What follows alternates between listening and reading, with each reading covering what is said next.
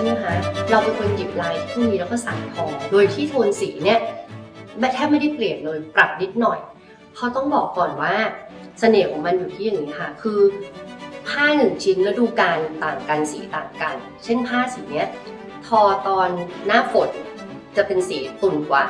ทอตอนหน้าร้อนสีจะสดกว่าแต่ว่าเสน่ห์ของมันอยู่ที่ทุกชิ้นเนี่ยมีคาแรคเตอร์ของตัวมันเองคนที่ได้อันนี้เป็นข้อคอก็คือมีชิ้นเดียวแบบนี้สีนี้เรามีของดีอยู่ในมือ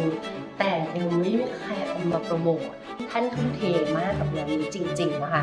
ทั้งทีมทุ่มเทอย่างมากเลยเป็นวิชั่นที่ต้องบอกก่อนว่า